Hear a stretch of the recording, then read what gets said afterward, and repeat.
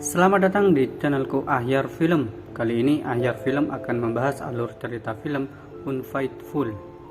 Sebelum lanjut, jangan lupa subscribe dan jangan lupa ngopi agar mata kita bersih serta cerah memandang. Oke, lanjut ke alur ceritanya.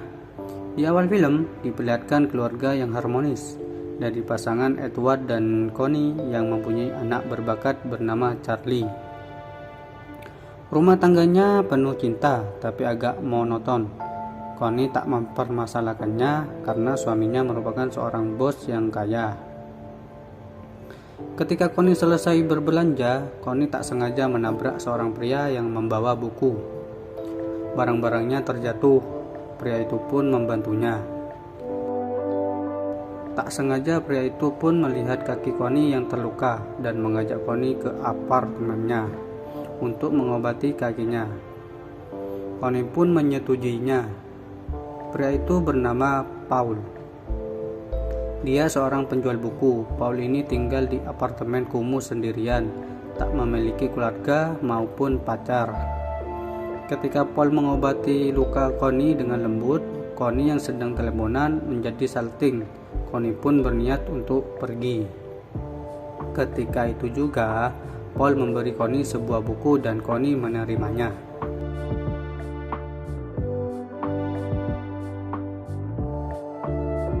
Keesokan paginya terlihat Connie membaca buku yang dikasih Paul. Dan tak lama ada sesuatu yang terjatuh. Ternyata itu adalah kartu nama Paul beserta nomor teleponnya. Lalu Connie pun menelponnya dan bilang terima kasih.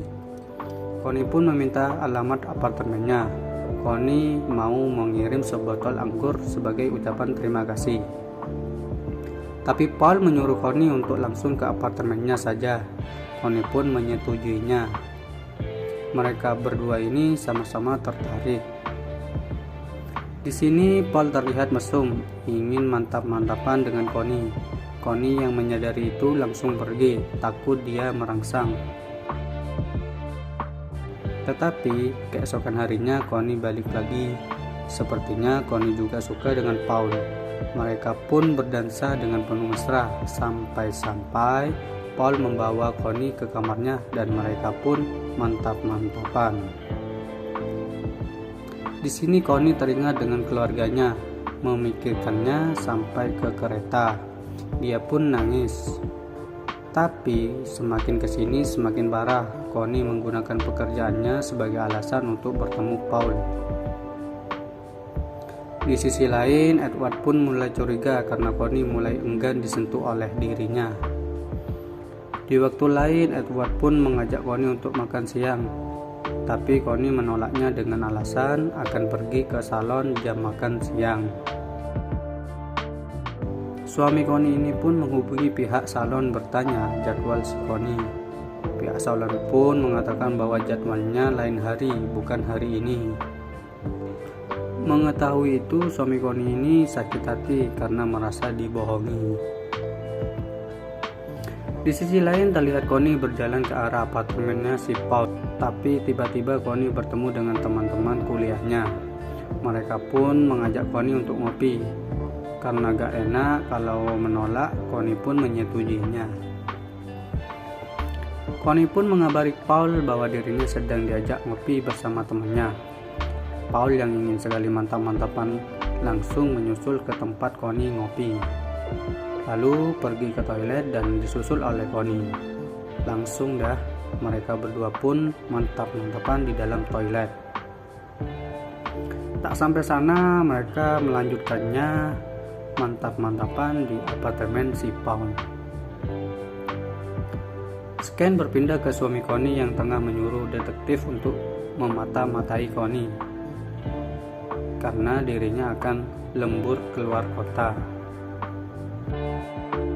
Keesokan paginya terlihat suami Connie mempersiapkan pakaian dan setelah pergi, apa yang akan terjadi?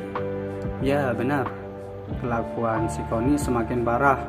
Connie dan selingkuhannya Paul, mereka berdua nonton bioskop sambil mantap-mantapan.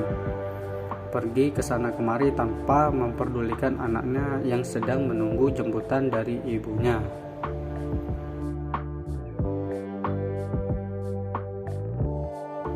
Dan detektif yang disuruh berhasil memotret mereka berdua dan juga mendapatkan informasi tentang si Paul. Tak lama Connie pun menyadari bahwa anaknya masih berada di sekolah. Connie langsung pergi bergegas menjemput dan meminta maaf. Di malam hari terlihat Connie yang depresi akibat ulahnya sendiri.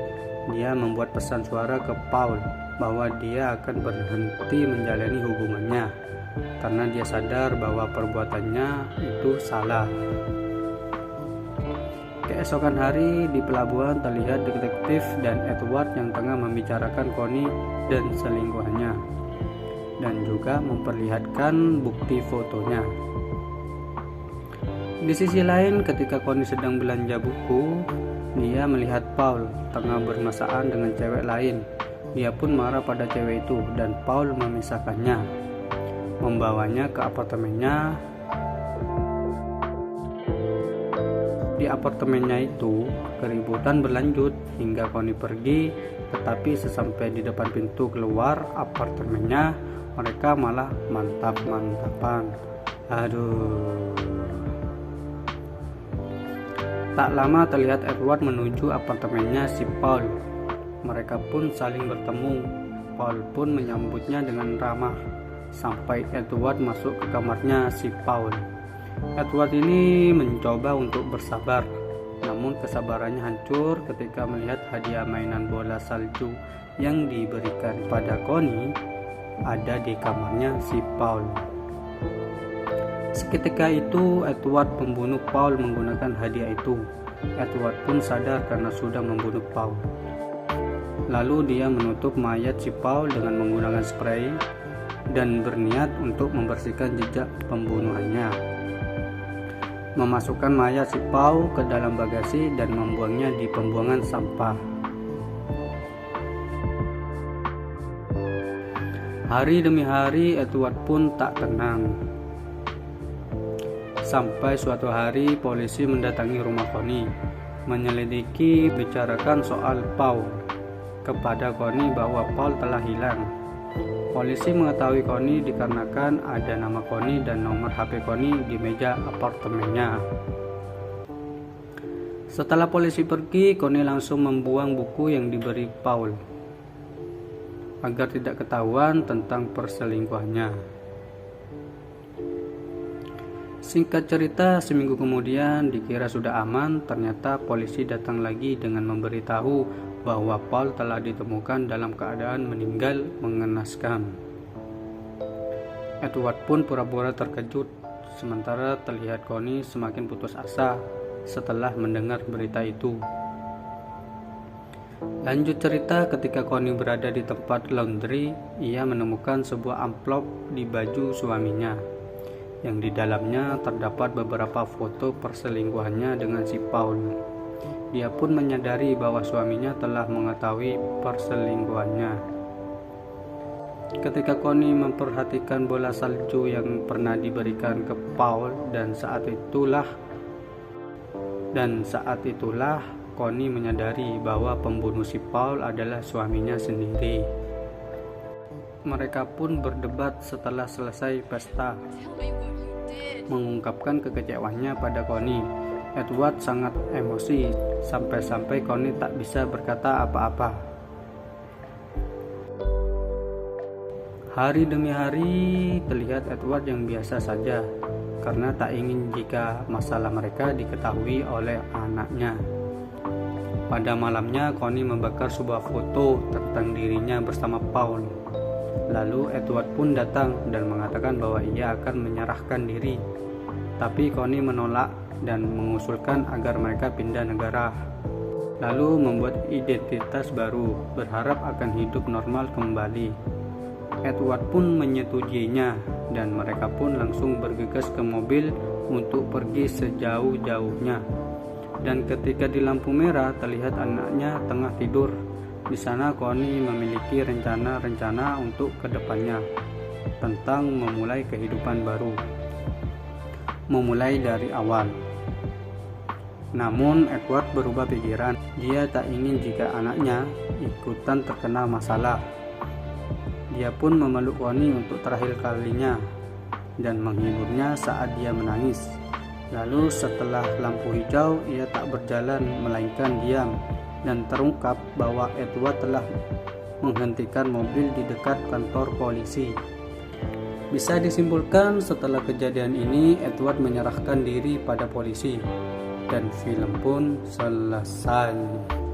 Oke, begitulah alur cerita film Unfaithful. Sampai jumpa ke alur cerita film selanjutnya.